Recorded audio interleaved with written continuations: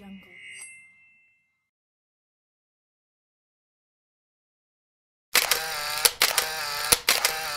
Assalamualaikum warahmatullahi wabarakatuh. Alhamdulillahilladzi hadana lihada wa ma kunna linahtadiya laula an hadana Allah. Laqad ja'at rusul rabbina bil haqqi wa nubuwwatil hujjatan nuriduha bima kuntum ta'malun. Asyhadu an la ilaha illallah wahdahu la syarika lah wa asyhadu anna Muhammadan abduhu wa rasuluhu. Allahumma shalli wa sallim wa barik ala nabiyyina Muhammadin wa ala alihi wa ashabihi ajma'in wa man tabi'ahum bi ihsanin min ummatihi ila yaumiddin wa sallama tasliman katsiran. Tsumma amma ba'd.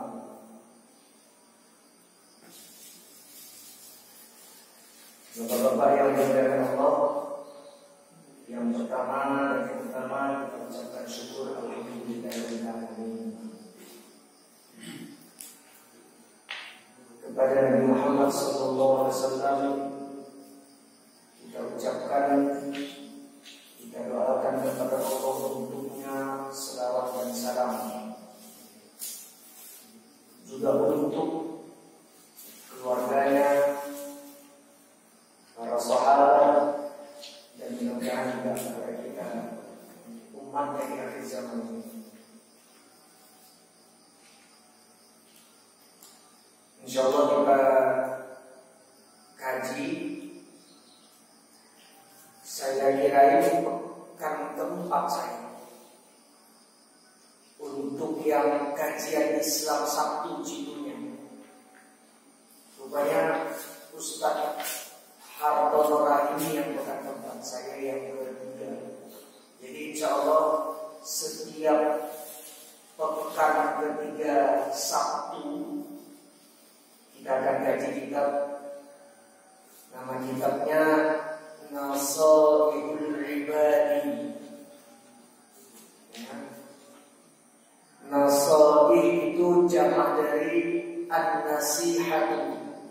Jadi kumpulan nasihat.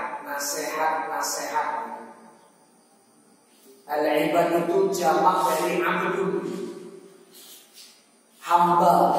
Jadi para hamba, kumpulan nasihat untuk para hamba. Tapi ada yang mengatakan ahli ibadah juga, abid. Bentuk jamaknya ibad. Ini syarah. Syarah itu istilah tafsir untuk hadis. Kalau untuk Quran namanya tafsir. Syarah dari tulisan ulama. Nama ulamanya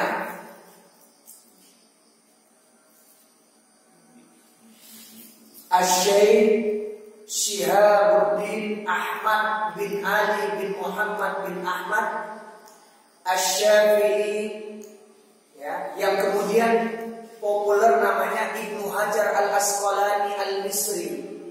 Ibnu Hajar itu siapa? Yang menafsirkan hadis Sahih Bukhari. Nama hadis Sahih Bukhari-nya, ya, nama tafsirnya Fathul Bari, pembuka kebebasan. Dia bermadzhab Syafi'i. Nanti kita lihat sedikit biografinya. Kemudian penulis kitab kumpulan fikih berdasarkan hadis, namanya Bulughul Maram. Bulughul Maram itu artinya buluh itu dari tabligh, tercapainya. Maram itu hasrat. Jadi hasrat kita tercapai, semacam cita-cita kita itu terpenuhi. Itu adalah kitab hadis, tapi isinya fikih. Kalau Riyadhus Shalihin yang dikaji Ustaz Taufan itu Al-Imam An-Nawawi, namanya Yahya bin Syaraf. Itu isinya bukan hanya fikih, ada akidah, ada fikih ibadah, ada juga akhlak muamalah. Ya, kalau Bulughul Maram itu dia khusus fikih, berdasarkan hadis-hadis. Ya, jadi nggak ada ucapannya Imam Ibnu Hajar Al Asqalani di situ, nggak ada, hadis saja. Gitu ya. Biasanya lazimnya kitab fikih itu nanti akan bicara dulu itu bahasa sang penulis, baru disertakan dari Quran ini, dari hadisnya ini, gitu ya. Kalau ini nggak hadis semua sini. Nah, tulisan Ibnu Hajar Al Asqalani, tulisannya ini sebenarnya munabbihatun 'ala al-istidad li yaumil mi'ad. Jadi kumpulan peringatan, bukan peringatan perayaan, bukan. Maksudnya kumpulan hal-hal yang memperingatkan, ya, bagi hamba-hamba yang mempersiapkan diri menghadapi hari kiamat. Itu tulisan Ibnu Hajar Al Asqalani. Kemudian disyarah, diurai oleh Al-Imam Muhammad Nawawi ya bin Umar Al-Jawi Al-Bantani. Nah, ini ulama yang akhirnya nanti populer di sekarang itu negara Mekah, sampai Syria yang perang-perang sekarang, sampai ke Yaman selatannya Saudi Arabia, sampai ke Mesir juga. Orang Banten ini, ya, orang Indonesia, kita kenalan dulu. Ya.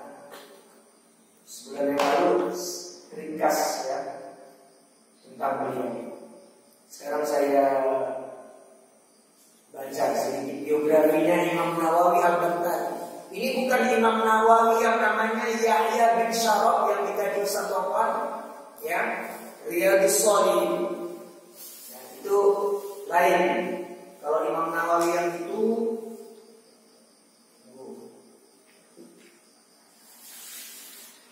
Imam Nawawi yang itu wafatnya tahun 676 Hijriah. Ya. Kemudian kita tahunya Imam Nawawi rupanya nama dia adalah Yahya bin Syaraf. Ada yang mengatakan Muhyiddin bin Syaraf, kunyahnya Abu Zakaria, lebih terkenal dengan An-Nawawi. Dia itu orang Damaskus Ad-Dimashqi. Ya. Kalau ini Nawawinya Nusantara. Namanya adalah Muhammad Nawawi bin Umar. Kemudian lebih dikenal waktu di Saudi, sekarang Saudi. Kemudian di Yaman, kemudian di Syria sekarang sampai ke Mesir. Lebih dikenal sukunya bukan Nusantara, apalagi Indonesia, dulu itu namanya masih Nusantara, bukan Indonesia. Lebih dikenal dengan Al-Jawi, suku Jawa. Kemudian Al-Bantani, di Banten ini ada warisan dari tanah Banten ini. Apa Kiai Haji Soleh, tahu nih nanti tempatnya insya Allah. Namanya tempat lainnya Tanara, Pak Haji tahu? Di Serang. Lahir di Tanara, Serang. Tahunnya 1230 Hijriah, Masehinya 1813 Masehi. Wafatnya di Mekah, dikubur di perkuburan Ma'la atau Ma'alla, ya, tahun 1314 Hijriah atau 1897 Hijriah. Ini salah satu ulama Nusantara berkaliber internasional yang pernah menjadi salah satu imam sholat di Masjidil Haram. Gak main-main. Warisan beliau, ya, imam yang kita bahas ini, ya itu warisannya ada. Abah Kiai Soleh, orang Kulon. Dia digelari Al-Jawiyah karena di tanah Jawa, Al-Bantani karena orang Banten. Karya beliau selama hidupnya tidak kurang 115 kitab. Rata-rata kitab syarah. Jadi kitab ulama yang udah pernah sebelumnya juga sama dia di syarah, di tafsir. Rata-rata. Ya.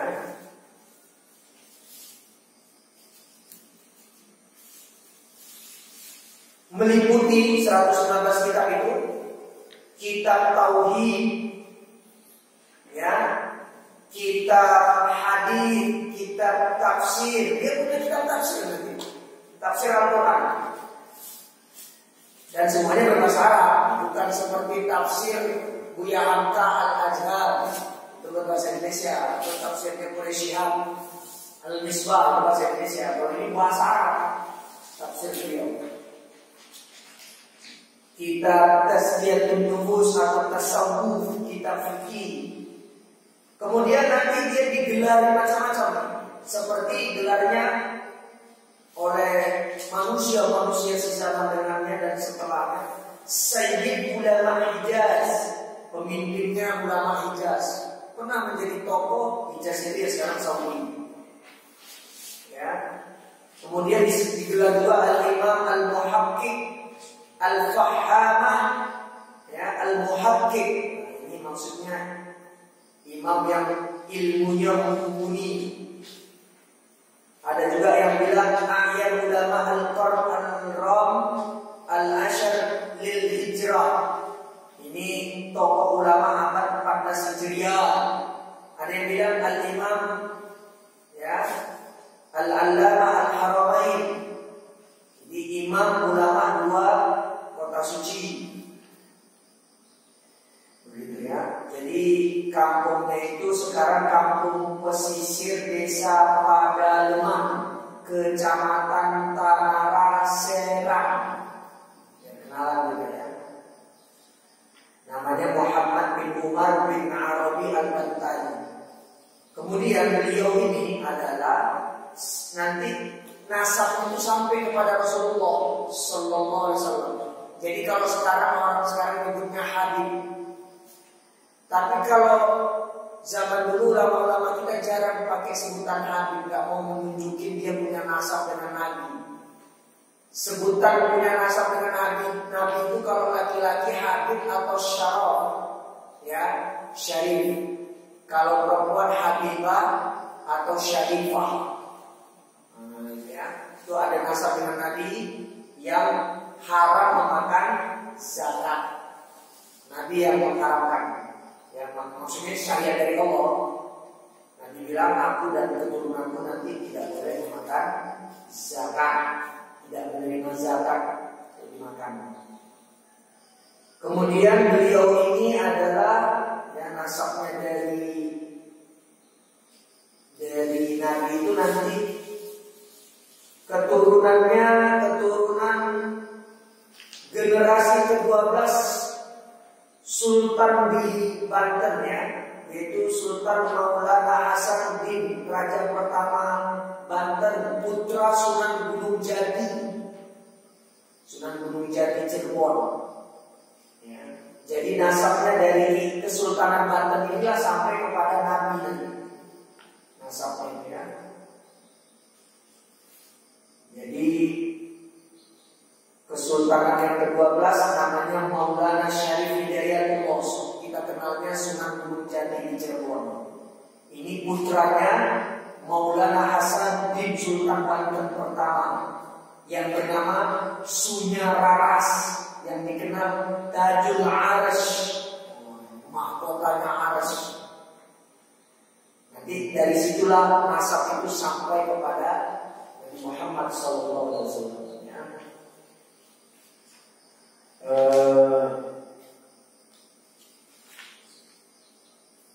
Salah satu ulama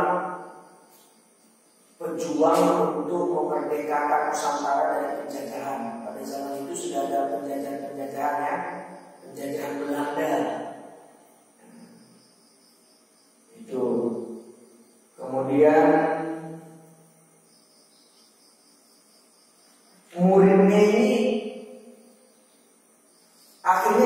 tokoh-tokoh Islam awal-awalnya Islam di Nusantara, tapi dia ini eranya setelah 9 wali, ya, wali Songo.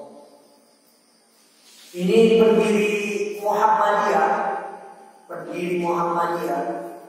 Kiai Haji Ahmad Dahlan. Kiai Haji Ahmad Dahlan ini juga keturunan Nabi, ya. Nah, itu murid beliau, ya, muridnya. Kemudian pendiri NU Hadratus Syekh Kiai Haji Hasyim Asy'ari, itu murid beliau juga. Ya.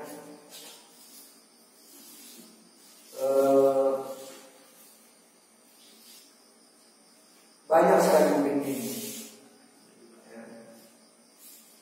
Ya, kita kenalan.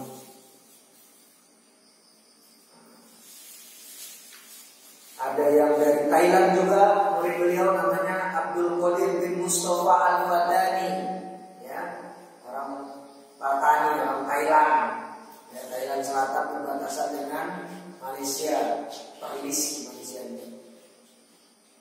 Begitu. Guru-gurunya kitabnya dari 115. Ya, guru-guru dia termasuk nanti yang terkenal itu Syekh Ahmad Al-Minangkabawi, itu Syekh Ahmad Zaini Dahlan, ini ulama-ulama Saudi. Beliau nanti akhirnya juga berguru lagi di Saudi sampai ke Mesir. Yaitu sekilas saja tentang Imam Nawawi Al-Jawi atau Al-Baghdadi. Sekarang penulis, ya, Ibnu Hajar Al-Asqalani, kita kenal dulu. Ibnu Hajar itu nama aslinya Ahmad bin Ali bin Muhammad bin Ali bin Mahmud bin Ahmad bin Hajar Al-Ginani, ya, Al-Misri Al-Asqalani. Lahirnya 22 Sya'ban 773 Hijriah. Ya, lebih terkenal dengan sebutan Ibnu Hajar. Lahirnya di pinggiran Sungai Nil, kampung dia ini. Kemudian wafatnya di Mesir malam Sabtu tanggal 28 Dzulhijjah tahun 852 Hijriah. Ini bermadzhab Syafi'i. Beliau ini digelar Syekhul Islam enggak, tapi fil hadis, ya, urusan hadis. Kalau Ibnu Taimiyah itu Syekhul Islam fil aqidah, gurunya umat Islam urusan akidah. Itu saja sekilas tentang dua ulama kita ini. Sekarang kita kaji bukunya. Lihat dulu judulnya, ya, Syarhu Syarah. Itu ada kekeliruan, saya yang kritik, ya, harusnya begini menurut kaidah nahwu, jadi itu keliru. Ini, ya, begini kan,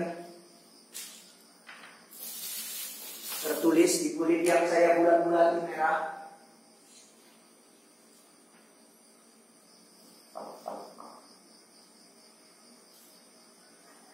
Ini benar, ya, benar.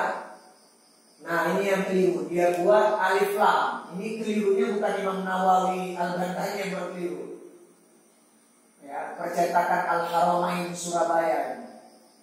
Syarhu harusnya ini tidak pakai alif lam. Begini, ya. Nasoihi ini harus kasroh. Kalau di situ kan alif lam, ya, itu keliru. Itu doma, itu keliru. Susunan bahasanya memang harus begini harusnya. Baru ini boleh alif lam, ya. Kemudian ini nanti kasroh juga. Syarah, ya, ulasan, nasaihi al-ibadi. Itu cara bacanya. nasaihil ibadi. Namanya ini pola-pola ini. Namanya idhofah. Indonesianya idhofah itu kalimat majemuk. Jadi kata benda. Sederhananya gini. Ada dua kata benda. Meja kata benda, makanan kata benda. Digabungkan jadi satu, meja makanan. Yang populer di Indonesia meja makan.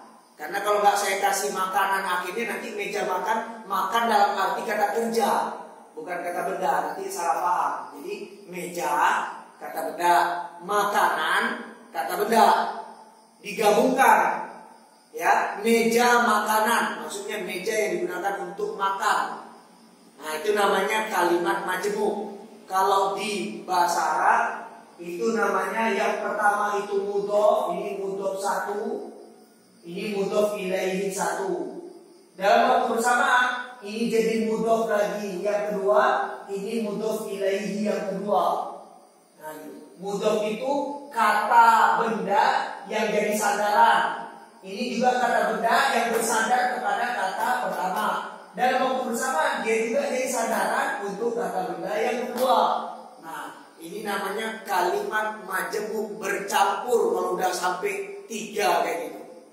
Ya, namanya idhofah tarkibi, majemuk bercampur. Kalau 2 tadi meja makanan, nah itu kalimat majemuk saja. Tapi kalau udah meja makanan antik, nah misalnya begitu, itu majemuk bercampur. Maksudnya bertingkat, bercampur itu bertingkat. Nah, itu koreksi yang pertama. Syarhu nasaihi al-ibadi. Syarah itu ulasan, ya. Uraian. Nasaih itu dari an-nasihah, nasihat. Jadi kumpulan nasihat al-ibadi untuk para hamba. Ya. Cara baca yang benarnya begitu. Karena ini nggak sesuai judulnya begini. Yang saya fotokopikan bapak-bapak judul kulit nih. Tapi di dalamnya baru benar Bapak. Nggak pakai alif lam di nasoihnya. Makanya saya koreksi di covernya itu. Ya. Kalau sudah, kita akan harokatin di gaya pondok kita ya. Pondok zaman dulu namanya pondok salafiyah. Salafiyah itu artinya tradisional. Inilah yang disebut dengan kitab kuning. Memang kertasnya kuning, ya. Kemudian gundul, tidak ada harokat baris tanda baca, ada. Nanti dimaknain perkata dengan dikasih harokat semuanya, kedudukannya perkata sebagai apa sehingga ya benar cara pemaknaannya. Sudah, langsung dibuka halaman 2 ini ya, itu kopinya namanya halaman 2 itu yang ada di sebelahnya. Bismillahirrahmanirrahim. Kitab ini diawali dengan lafal basmalah. Itu nanti para ulama termasuk yang kontemporer Syekh Muhammad Shalih ya bin Utsaimin mengatakan sesuatu yang baik yang tidak diawali, ini al-hadits ini ya. Derajatnya akhirnya hasan li ghairi. Sesuatu yang baik yang tidak diawali dengan lafal basmalah nanti aqta, abtar, terputus dari rahmat Allah. Makanya kitab-kitab itu dimulai dari lafal basmalah. Dan para nabi-nabi ya itu mencontoh surat-surat itu, mencontoh suratnya Nabiullah Sulaiman alaihissalam ketika berdiri surat kepada Ratu Balqis atau Ratu Bilqis. Itu diawali suratnya dengan Bismillah. Begitu. Ya, Bismillahirrahmanirrahim bin Sulaiman gitu kan. Sekarang kita lihat Ya, diharokatin. Alhamdu itu yang paling populer, dalnya dhamma. Nanti bisa pembacanya dalnya fathah. Alhamda, saya akan jelaskan satu-satu. Nanti bisa juga dibaca alhamdi, dalnya kasroh. Ya. Jadi alhamdu dalnya dhamma, dan itu yang paling populer. Kemudian model kedua, wa yuqra'u alhamda, dalnya fathah, wa yuqra'u alhamdi, dalnya kasroh. Dan masing-masing nanti ya punya argumen ulama. Cuma kalau di Al-Quran ayat kedua surat Al-Fatihah atau ayat pertama bagi mazhab-mazhab yang mengatakan Bismillah itu bukan ayat pertama surat Al-Fatihah, model yang kedua dan ketiga Alhamda dan Alhamdi itu tidak berlaku. Ini hanya berlaku Alhamda, Alhamdi, fathah dan kasroh untuk selain Al-Quran. Kalau Al-Quran nggak boleh Alhamdulillah, nggak boleh Alhamdulillahirabbil alamin, nggak boleh, atau Alhamdulillahirabbil alamin, nggak boleh. Ya, yang boleh hanya dhamma Alhamdulillah untuk Al-Quran. Tapi selain Al-Quran, setiap ada Alhamdulillah, nah maka dalnya boleh dhamma, boleh fathah, boleh kasrah. Sekarang dhamma, kata ulama begini, al-jumhur ala raf'in, yakni dhammatun. Yang paling ya populer, paling banyak disepakati dalnya berharokat dhamma, kata ulama. Kedudukannya al-ibtida'u, awal kata. Ya, awal kata mubtada. Jadi kalau di terjemahan Jawa itu ya dan Abah Soleh, alhamdu utawi, ya utawi itu mubtada, Indonesianya ada pun awal kata. Nah, iku lillahi, iku itu khobar. Khobar itu adalah kata kedua yang menjelaskan kata pertama. Mubtada itu kata pertama. Ya, misalnya masjid itu besar. Nah, besar itu untuk menjelaskan si masjid. Ya, gitu. Sedangkan masjid kalimat pertama mubtada. Kemudian dikatakan yang alhamdulillah tadi, ya, ajwadu, inilah yang paling utama. Li'anna fihi umuman fil makna, sebab makna yang terkandung kalau pakai dhamma alhamdu itu maknanya lebih umum. Begitu. Kalau nanti alhamda dan alhamdi jadi ada makna lain nanti. Ya. Ada pengaruh lain. Sekarang yang model kedua, alhamda, wa yukrahu alhamda bin nasbi, ya, ai bil fathati, dengan fathah, ala annahu masdaru fi'lin mahdhufin. Ini sebenarnya kalau dibaca alhamda ada kata kerja yang tersembunyi sebelum dia. Ya, kata kerjanya di situ adalah ahmadu alhamda. Saya jelasin lagi. Makanya ngaji di pondok kitab itu lama, satu aja itu diurainya begini.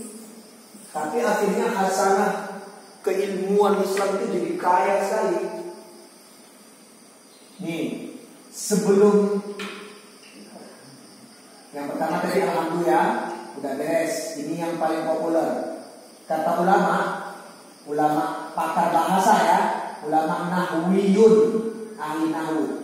Kalau ada kata benda diawali dengan alif lam, maka kata benda tersebut definitif, spesifik. Gitu, spesifik dia. Alif lam, lamnya disebut lam ta'rif atau mu'arrafah yang mengkhususkan kata benda. Jadi misalnya gini, ya, Abah Soleh lah ya. Kalau solehun itu semua manusia bernama soleh. Tapi kalau as-solihu si soleh itu, gitu. Sesuatu yang khusus, tertuju, terbatas, muayyin, definitif. Ya. Misalnya arfa. Kalau misalnya al-arfa'u, ya si arfa itu aja. Tapi kalau arfa'un, semua manusia di muka bumi bernama arfa. Mau jenis kelaminnya laki-laki maupun perempuan. Nah gitu. Jadi kalau ada alhamdulillah, ini adalah pujian yang khusus. Pujian yang khusus ini. Sekarang alhamdulillah.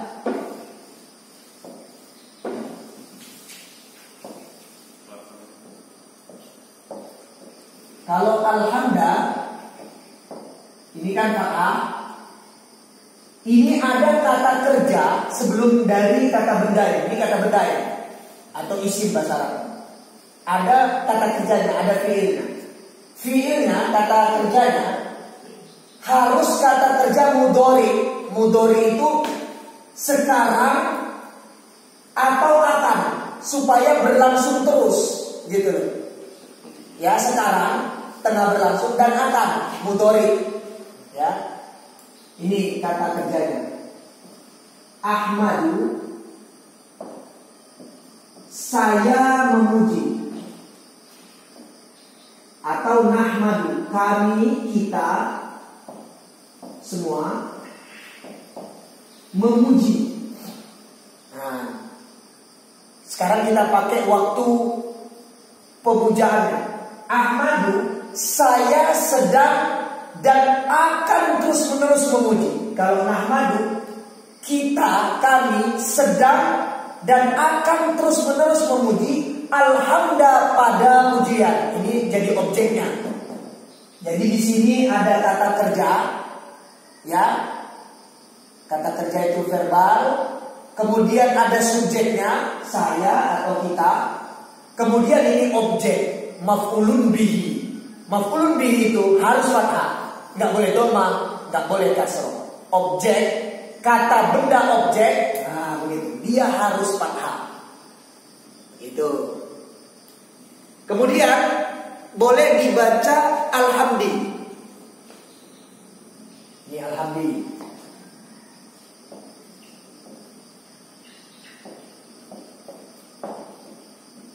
Tuh. Kalau alhamdi begini ketentuannya kata ulama. Wa yukrahu alhamdi bil khabdi awil jarri yani kasratin, dibaca kasrah ala annahu mudhafun mahdhufun, karena ya sebelum alhamdi ini ada kata yang tersembunyi sebagai kata sandaran, tersembunyi dia, ya. Ai kullun atau takdiruhu kullun, yaitu yang tersembunyi itu ada lafal kullu di situ. Isman alamul jinsi, kedudukannya sebagai kata benda nama suatu jenis. Bil faidati syumulan, yang memberikan faidah yang mencakup seluruhnya. Sedangkan alhamdinya adalah mudhafun ilaihi, kata kedua yang bersandar kepada mudhaf kata pertama. Nah, gitu. Jadi kenapa dibaca alhamdi? Di sini ada kullu. Nah, ini namanya mudhafun, kata pertama yang menjadi sandaran. Alhamdi, kata kedua disebut mudhafun ilaihi, yaitu kata kedua yang bersandar kepada kata pertama. Kayak tadi, ini meja, ini makanan, digabung jadi satu, meja makan. Nah, makanan atau makan, kata kedua yang bersandar kepada meja. Ketentuannya, mudhof itu harus dhammah, tidak boleh ada alif lam.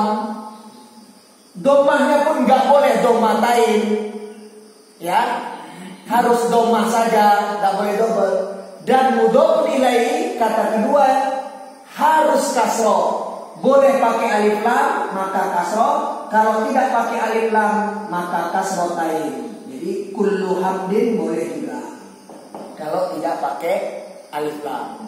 Jadi alif lam dan tanwin baris double itu menjadi ciri kata benda atau isim bahasa Arabnya, gitu. Ciri-cirinya. Jadi bapak-bapak kalau baca Quran, baca hadis, baca artikel Arab, kok ada alif lam atau di ujungnya huruf terakhirnya tanwin, an, itu pasti kata benda, bukan kata kerja. Bahasa Arabnya isim, bukan fiil kata kerja. Sekarang baru kita maknanya, ya. Kalau yang alhamdulillah tadi adalah alhamdulillah dimaknain secara harokat. Kalau dia alhamdulillah, maka maksudnya adalah pujian yang khusus, ya, pujian yang tertentu. Adapun pujian yang tertentu adalah iku, itu khabarnya, lillahi, lillahi. Cara bacanya gitu. Nggak boleh alhamdulillahi, nggak boleh gitu, ya. Kalau alhamdulillahi sebelum Allah harus ada alif, gitu, harus ada alif. Nah, sementara sebelum Allah setelah dal tidak ada alif, maka itu lam kasroh, lillahi, ya. Lam kasroh di situ gunanya untuk membuat lafal Allah itu harus berharokat kasroh juga. Nggak boleh dhammah, nggak boleh fathah, ya, karena ada lam itu, lil. Lamnya namanya lam jar, ya, yang menyebabkan lafal Allah itu harus kasroh. Kemudian lamnya itu maknanya ikhtisasun atau istiqaqun, lam yang mengkhususkan atau memberikan hak khusus, maknanya hanya milik. Adapun alhamdulillah, pujian adalah lillahi, hanya milik Allah, hanya milik Allah. Kalau alhamdulillah, ahmadu alhamdulillah, saya sedang dan akan terus menerus memuji alhamdulillah pada Allah, pada pujian lillahi, hanya kepada Allah. Kalau alhamdulillah, kullul hamdi, segala pujian, ya.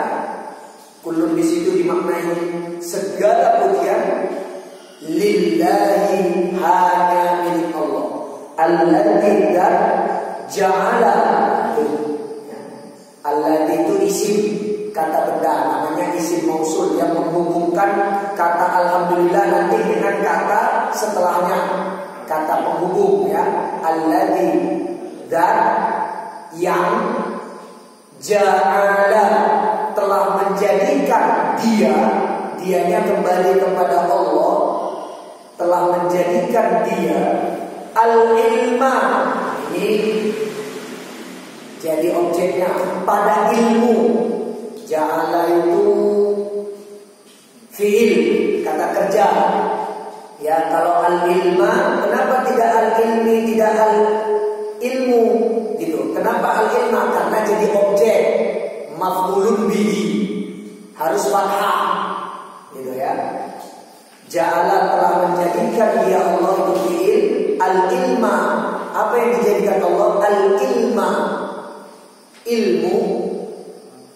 Arfa'a, arfa'a ini isim juga kata benda, kata benda yang menunjukkan lebih.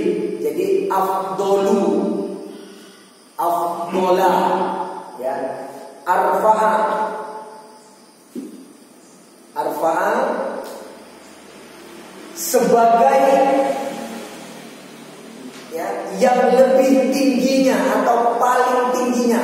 Ini isim hal, ya, keadaan. As-sifati, sifat-sifat. Ini juga isim, kata benda, cirinya alif lam. As-sifati, jadi arfa'as sifati sebagai paling tingginya sifat-sifat al-kamaliyati. Tak marbutonya kasroh lagi. Tadi tak mabsuto as-sifati, tak terbuka kasroh. Yang kedua al-kamaliyati, yakni tasydid, tak marbutonya kasroh. Kamaliyah itu sempurna. Alhamdulillahilladzi ja'ala al-ilma arfa'as sifatil kamaliyyati. Segala pujian yang milik Allah yang telah menjadikan ilmu sebagai sifat-sifat kesempurnaan yang paling tinggi. Itu cara menerjemahkan Indonesianya. Asyhadu wa asyhadu, dan saya menyaksikan an bahwa la ilaha, tiada ilah itu ma'bud, yang disembah. Jadi la ilaha la ma'buda bihaqqin, tidak ada yang disembah dengan benar illallahu, kecuali Allah saja. Illallahu, la itu sebagai lam yang menyadarkan, sementara illa itu sebagai yang menetapkan. Jadi dihilangkan semua sesembahan, ditetapkan hanya Allah sebagai sesembahan. Itu kalau dibuang begini, la dan ilahnya dibuang, ya. Jadi ilahullah, sesembahan itu hanya Allah, gitu. Jadi kalau ada la, ada ilah, buang aja lamnya, buang ilahnya. Tinggalkan kata bendanya, gabungkan. Jadi kalau digabungkan, kenapa ilaha? Karena ada la itu, enggak ilahun. Kalau nggak ada lahnya, jadinya ilahun, ya. Kemudian ilah, Allahnya juga dhamma. Kalau dihilangkan lam alif dan ilah, maka ilahun Allah. Yang disembah itu, maksudnya ilahun berarti ma'budun atau al-ma'budu, yang disembah itu hanya Allah. Wahdahu, dengan kesanya, ya, dengan kesanya Allah. La syarika lahu, tiada sekutu baginya, bagi Allah. Alladzi, ini sama kata benda yang menghubungkan kalimat-kalimat sebelum dan sudahnya. Alladzi, yang atau zat, khassa, mengkhususkan dia Allah. Khassa, mengkhususkan, mengistimewakan dia Allah. Khassa, menyendirikan juga bisa, atau membatasi dia Allah. Man, terhadap orang, sya'a, yang menghendaki dia Allah. Sya'a, yang menghendaki dia Allah. Sya'a di sini kata kerja, man kata benda, khassa tadi kata kerja. Kemudian penjelasannya man min ibadihi, dari hamba-hambanya. Allah istimewakan, Allah khususkan hamba-hambanya bil mathiri, ya. Bil mathiri, dengan athar-athar. Athar-athar itu sunnah-sunnah. Sunnah-sunnah al-hukmiyati, yang menghukumi. Dan saya bersaksi, sesungguhnya tiada sesembahan yang berhak disembah dengan benar kecuali Allah saja. Tiada sekutu baginya, yang telah mengistimewakan, mengkhususkan, ya, hambanya yang dia kehendaki dari sekian banyak hamba dengan sunnah-sunnah hukum. Sunnah-sunnah hukum itu ya dengan ketentuan-ketentuan hukum yang tertera di dalam Al-Quran. Wa asyhadu, dan saya bersaksi, anna Muhammadan, anna bukan an yang kedua. Kalau yang di atas tadi wa asyhadu an, kalau yang kedua anna, bahwasanya atau sesungguhnya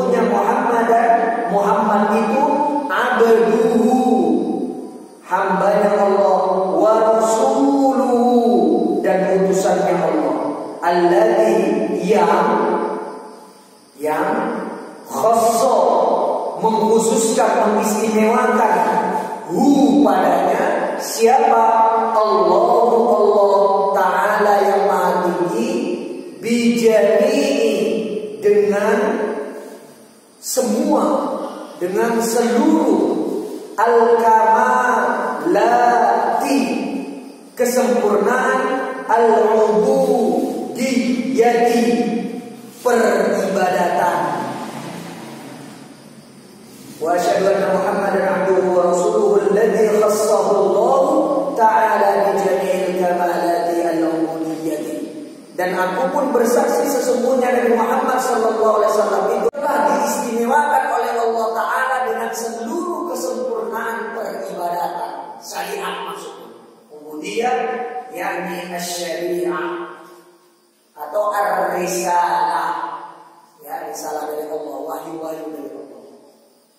Wa sallallahu, semoga Allah memberikan selawat ala sayyidina, kepada pemuka agama kita, yaitu Muhammadin, Nabi Muhammad, alladzi yang Allahu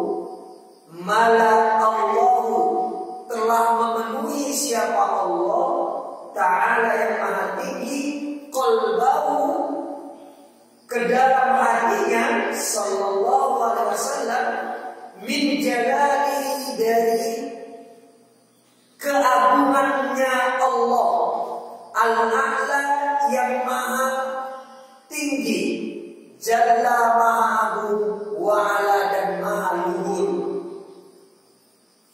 Semoga Allah memberikan selawat dan salamnya kepada pemuka agama kita, panutan kita, Nabi Muhammad sallallahu alaihi wasallam, yang mana Allah telah memenuhi hatinya dengan keagungan dari Allah, ketinggian dari Allah. Wa ayyana, wa ayyana, ayyana itu Allah telah menghiasi, mempercantik, ya, padanya Nabi Muhammad sallallahu alaihi wasallam, min jamalihi, dari berbagai keindahan-keindahan, hal-hal yang bagus, ya.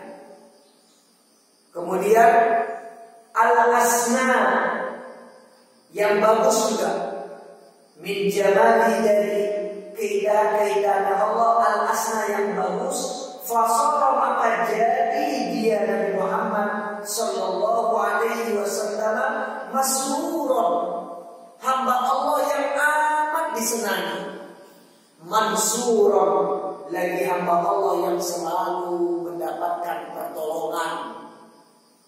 Ya, disenangi siapa? Disenangi Allah Nabi Muhammad itu yang pertama. Makanya ada dua makhluk Allah dari kalangan manusia yang mendapatkan gelar Al-Khalil. Al-Khalil itu kekasih yang amat dekat. Yang pertama adalah Abul Anbiya wal Mursalin, bapaknya para nabi dan rasul, yaitu Ibrahim alaihissalam. Yang kedua Nabi Muhammad sallallahu alaihi wasallam. Mereka ini digelar Khalilur Rahman, kekasih dekatnya Allah. Ya. Maka Nabi itu disenangi oleh Allah, disenangi oleh seluruh malaikat, disenangi oleh seluruh makhluk-makhluk, kecuali musuh-musuh dari kalangan jin, setan, dan orang-orang kafir.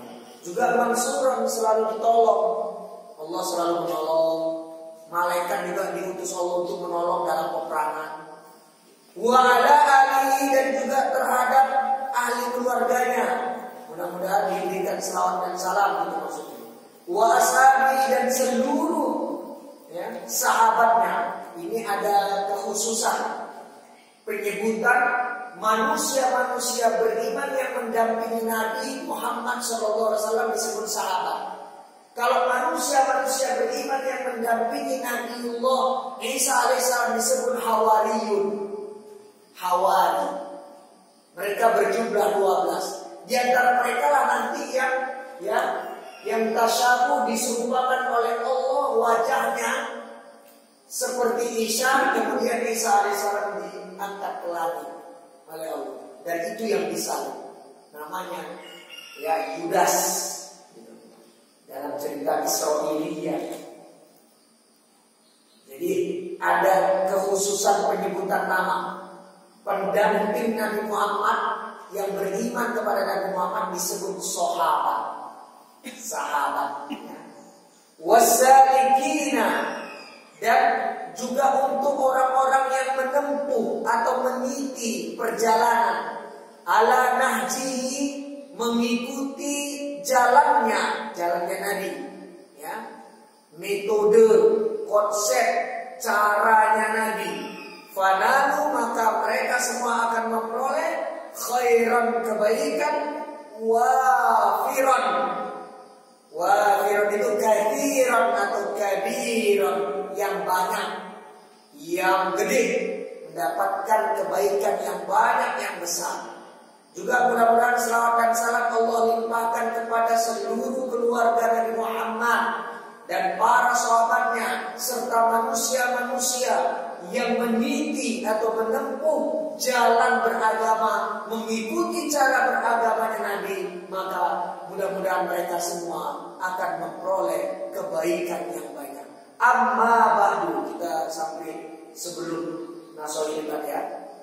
Adapun setelah itu, fayaqulu, maka berkata siapa al-murtaji, orang yang mengharapkan ghufrullahil masawi. Ada di antara ghufro dan al-masawi itu ada Allah. Ghufrul masawi itu maksudnya adalah ghufrullahi, mengharapkan pada ampunan Allah. Al-masawi maksudnya anil masawi, dari keburukan, maksudnya perbuatan buruk, perbuatan salah, keliru. Karena berbuat salah, maka mengharapkan ampunan Allah. Siapa al-murtaji tersebut? Yaitu Muhammadun, si Muhammad Nawawi, ya, Ibnu Umar, anak laki-lakinya Umar, Al-Jawi, suku Jawa.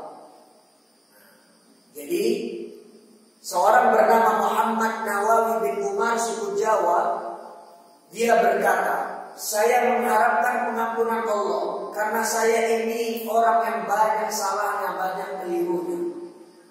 Dia menjelaskan begini,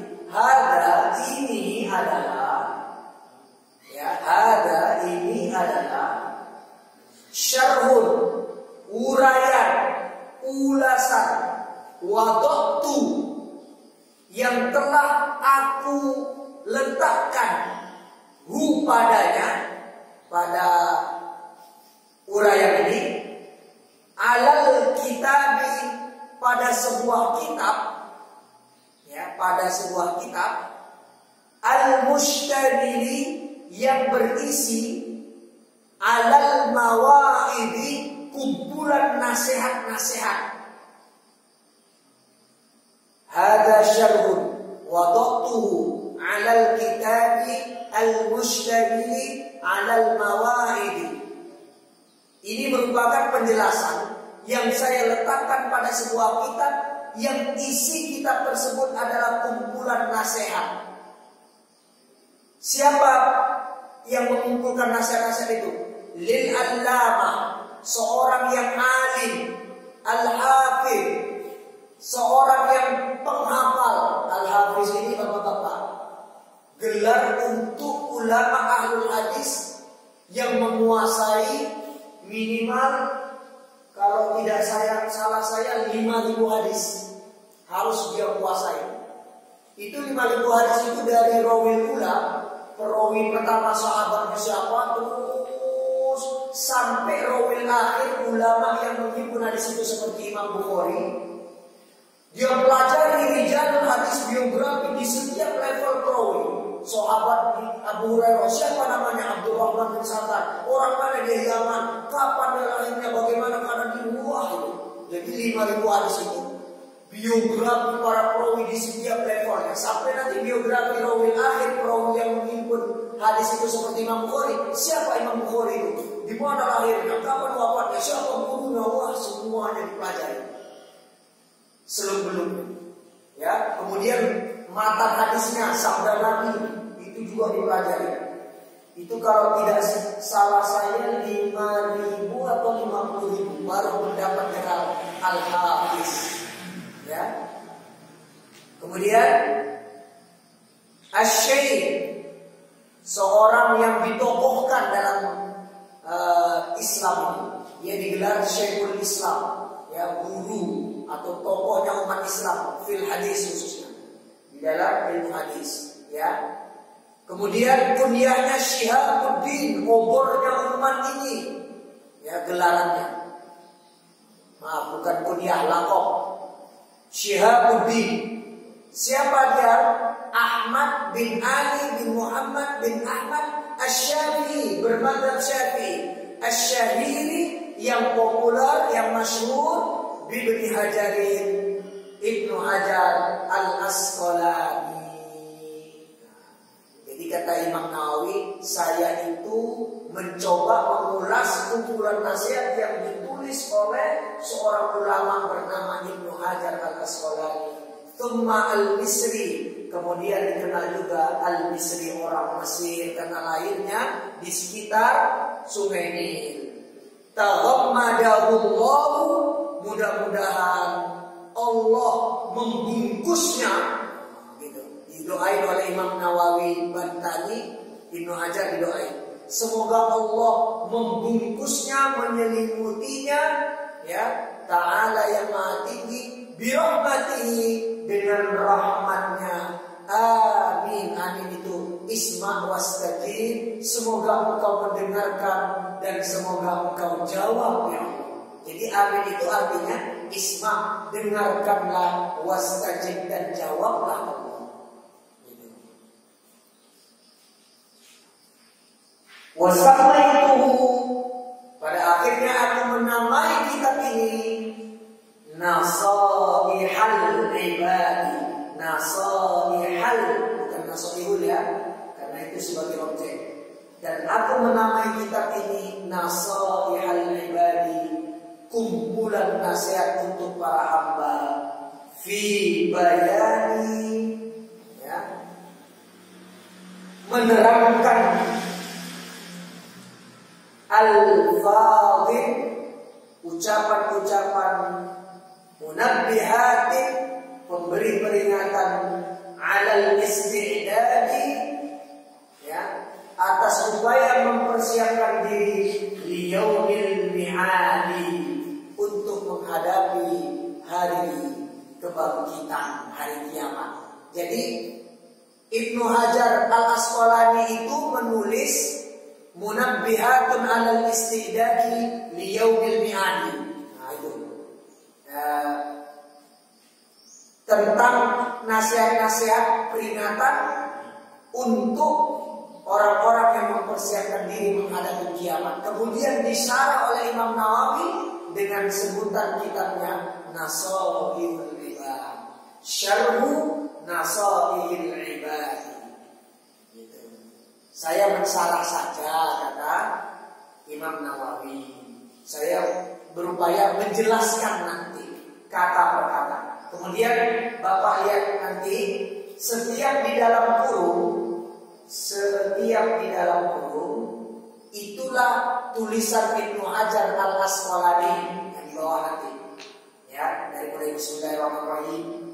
Itu tulisan Ibnu Hajar Al-Asqalani. Yang di luar kurung itulah syarah atau tafsir Al-Imam Muhammad Nawawi Al-Jawi Al-Bantani, gitu. Jadi disyarah perkataan, ya. Wallahu a'lam bis-shawab.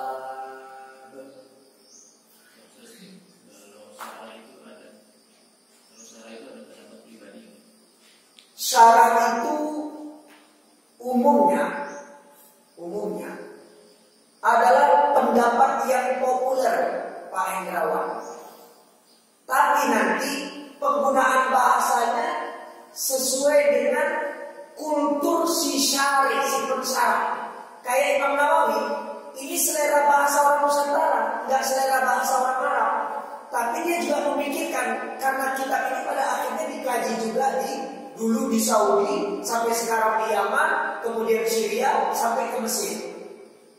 Jadi disesuaikan juga dengan kultur orang Arab, tapi yang paling sesuai dengan selera orang Nusantara. Imam Nawawi bersara itu tidak mau ribet-ribet, karena orang Indonesia pusing, bukan orang Arab soalnya, non Arab atau Ajam, bukan Arabun, tapi Ajam.